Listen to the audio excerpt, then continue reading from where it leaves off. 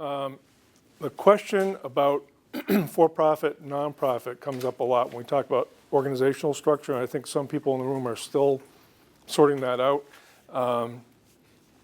And the main point that I think is important, it's more a reason not to do things than to do it. At least when I keep hearing when I hear people around the local news startup industry talk about this topic, the reasons I hear that people say they want to do a nonprofit are things like, if I'm a nonprofit, it will reduce the influence of advertising on my news product. Or if I'm a nonprofit, it will convey a different kind of a message to my community than if I'm a for-profit. Or so neither of which is true, in my opinion, or neither of which I've seen actually play out, because you see a lot of for-profit sites that are extremely community-oriented, very social-oriented, social benefit-oriented, act like nonprofits, but they're, it's an owned entity. The most concerning one that's sort of a leftover from maybe the past few years is the idea that if you're a nonprofit, you open up a source of funding that you won't get otherwise. The reality is that the big funders who used to fund startup news sites, the Knight Foundation, which is the biggest one, really hasn't done that for a number of years. But the sort of hangover from that persists. People still think that there is money out there, that if you're a nonprofit, you can apply for grants to get started. So that's just not going to happen.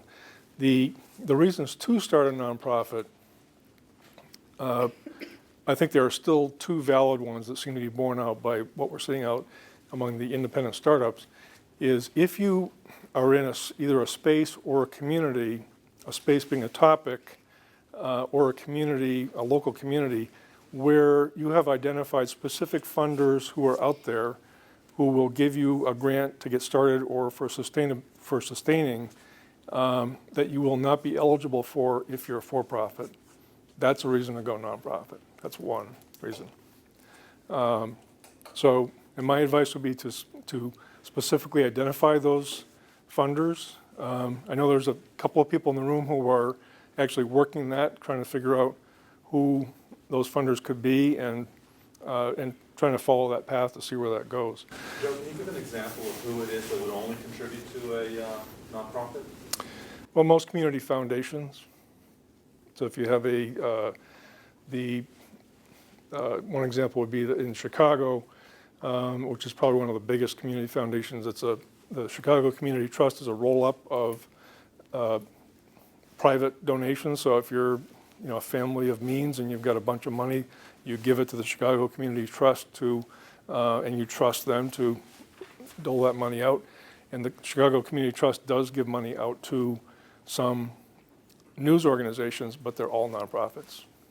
So the Catalyst, which is education focused in Chicago, the Chicago Reporter, that covers disadvantaged communities in Chicago. So that's an example. So if you were in Chicago, my advice would be go talk with them, understand what they consider to be the gaps in coverage, see if those line up with what you intend to do, and understand their process for applying. And if it looks as an opportunity there, then yeah, you should be nonprofit. So that's Heidi. One thing that I had thought about, because I was still trying to decide, and I think I'm definitely going with the for-profit, is that if you do apply for a 501c3, it does take time. Yes. So it's not going to, first, I have a background in grant writing, and it takes a long time for you to first write the grant, apply for the grant, and then months later to actually hopefully get the grant. But often too, they want you to be a 501c3. Right. So that is. So that's why I wrote these folks up here. So just on that topic, so let's say you've gotten to that point where you have identified a funder or funders who will give you money, but they'll only do it if you're a nonprofit. The Investigative News Network will, for a fairly low fee, but it's not free, But it's a lot cheaper than other fiscal sponsors. They will act as your fiscal agent, your fiscal sponsor. So that means you can act as a 501c3 while you're waiting for your application to go through. So that has been, in the past, that was a major barrier. So that's why I wanted to deal with the reasons to do it or not do it first. But if you reach that fork in the road and you say, yeah, this is the way I want to go, that barrier isn't as much of a barrier as it used to be. Because you were a .com and you're operating as a for-profit and you find some people that would actually help you, but only if you're a nonprofit. Yep. You could go to them and start the process and actually. You could reorganize yourselves as a nonprofit. During the process of reorganizing yourself as a nonprofit. Because And it takes time, right? And actually, NJ Spotlight is a .com, was organized as a for-profit, but is operating as a nonprofit under the Community Foundation of New Jersey. They have the option of going back the other way, but right now they're operating, I believe, as a nonprofit. So, it definitely, and INN is, talk to us about that. When they do the fiscal sponsorship, they also take care of all your finances, the bills, all that financial operation. So whatever they're charging, and they charge very low rates. 2 to 3%. Yeah. So, Good. so if you are considering that and want to consider that, then we can put you in touch with them. They also charge a very reasonable rate for joining them. Right. So, So the most important point I just want to make sure is that it used to be that was kind of a consideration as, well, I can't be a nonprofit because of the paperwork. That's less of a consideration, but it brings to the forefront the consideration about, do you have funders in a position to give you money such that it's worth going down that road? So you need to sort that out. Nathan? If you could excuse a slightly naive question, what would be like the difference in operating as a for-profit and a nonprofit? Almost none. As a news site, you'd still be selling advertising. You'd call it sponsorships. You probably wouldn't call it advertising, just so you don't run afoul of the IRS on this topic. If you look at a lot of PBS sites, if you want to look at sort of pure nonprofits, look at Texas Tribune, look at PBS sites, you're going to see things that look a lot like advertising. It's very hard to tell from most nonprofit news sites on a first glance what's going on here that's different than a for-profit. I would say operationally, though, the difference is in part that there's a lot of extra overhead Oh, yeah. that Yeah. nonprofits have to deal with. You have to set up a nonprofit board of directors, you have to manage that board, you have different requirements for filings to the IRS, there's different guidelines in terms of political endorsements and other legal things that go along with that. There's lots of good reasons to become a nonprofit, but there's lots of challenges too. Yeah, that's a really good point. I was thinking very narrowly about the day-to-day and how it presents on the site, but exactly, there is a lot of overhead and paperwork. So this should be, the burden should be on why, what are the huge benefits to me individually for my specific initiative to go nonprofit versus just the easy way, which is to go for-profit. You can always flip over to nonprofit. It's very hard to go the other way. Once you've got a nonprofit, it's hard to turn it back into a for-profit. I don't know why you would, but anyway, Heidi. In regards to that, then, what you're also saying is that a nonprofit then is harder to be as kind of your solo gunslinger type of thing, because you do need to have a board of directors. So in other words, you may not have as much, this is something that I had thought about, you don't have as much control over what's going on. Sure. Because you do have to have at least the quarterly meetings and You gotta- not necessarily be the president. You got to collect a board. You could end up being fired by your board. And there's I think a tremendous amount of downside to being a nonprofit.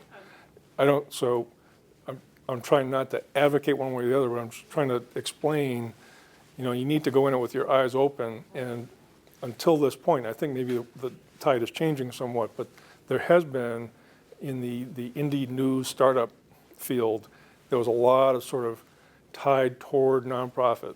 Nonprofit's the way to go for the reasons I explained earlier.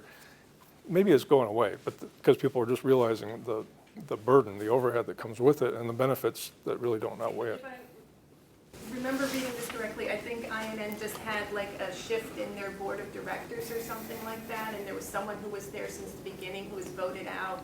They had to go like to overtime Wow. in checking out. So here's this person who helped it be what it is, and now, is still going to be a part of it, but it's not on the board of directors Could be. anymore. Yep. That might have been a different organization. Was it a different organization? But it was something that just Okay. recently occurred that I had gotten.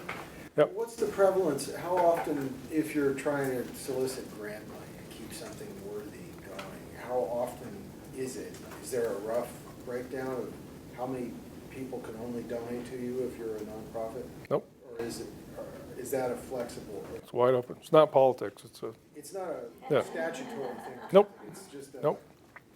organization by organization. sure. Then the other thing, to that point, the second reason why I think it may make sense for somebody, and this is, again, the burden is on, does this make sense, is if you see an opportunity to have a membership model where you're gonna have tiers of members and they're gonna give you, and the sort of the gold standard right now for that is the Voice of San Diego, has a tiered membership model. You get various amounts of money and you get various levels of benefit as a member. You don't get, it's not a tote bag, you literally get benefit. You are invited to events that other people are not invited to, things like that. You have a seat at the table for discussion. Josh probably knows more about this. Go ahead. Yeah, and we'll be doing a lot more on membership models, but you can do membership models in a commercial Yep. setting too. The difference is that membership models in a nonprofit setting, those membership dollars are tax deductible. Right. So people can become a member and then write that off on their taxes. Yep. It's a donation. So that's another piece of it. And I would also say there's an amazing resource that answers a lot of these questions. dmlp.org/IRS. It's the Digital Media Law Project, which is actually changing a little bit, but this is still up. They actually have a 5-minute or 8-minute video busting the myths about journalism and the IRS that answers a lot of things about like payment of ads, how much revenue can you have on ads, all sorts of stuff like that. And that's a great place to start.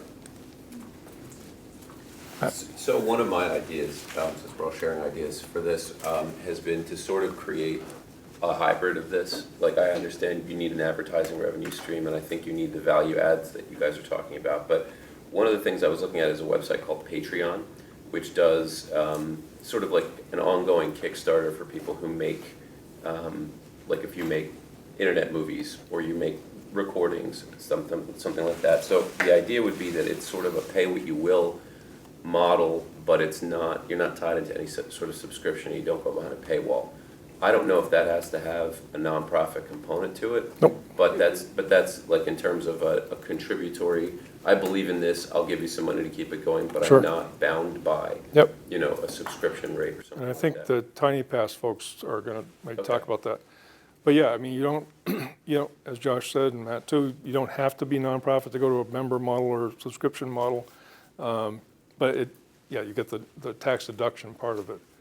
So as far as I can see, just out in the world now, that those are really the only two reasons to go nonprofit and it's not because of the world, it's because of your concept. Does your concept lend itself toward funders that you can identify who will give you money if you're nonprofit, and they won't give it to you if you're for-profit? And/or do you have a membership model that is going to be a lot more successful if you're nonprofit and you have tax-deductible contributions versus for-profit doing the sort of contribution model? I have yet to see some, and Josh, maybe you got another thought. Is there a third reason why you might want to go nonprofit? Not to put you on the spot, I'm sorry. Yeah, there's actually probably a lot of reasons, but a lot of them get into ideological ideas, Right. And how you position yourself within your community in terms of, saying, and some people have done this in a commercial way, but saying, I'm just gonna do memberships, I'm not gonna do ads, because I don't wanna have the pressure of advertisers influencing my content. Nonprofits, claim that as well, although more and more are having advertisers as underwriters and sponsors too.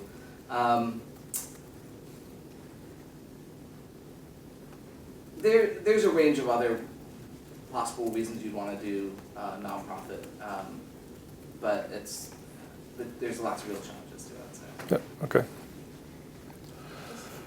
Just to reiterate, and there's no penalty, or people wouldn't look down on you if you started out as a for-profit and then decided, let's say we started and we found a funder after about a year, and then changing status is not, Changing status can be very difficult with the IRS. So for example, right now, for the past couple of years, the IRS has actually been holding up journalism applications for nonprofit status because the IRS isn't quite sure they believe that journalism should be a charitable activity.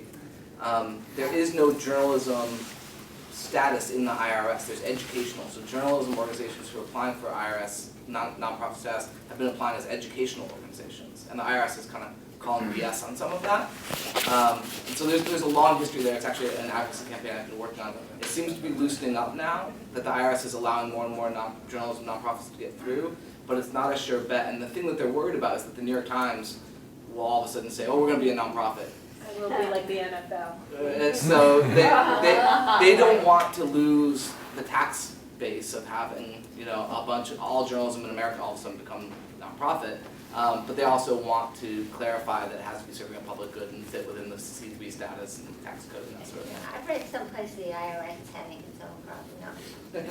And Josh, do you think, like, for example, the one thing that I thought was that your model in regards to the arts actually would have an easier time probably getting a nonprofit status, because already there are a lot of art organizations that do have money to give in a way, and also because it's not seen as clear of a journalistic point, they could actually fight for the arts angle of it.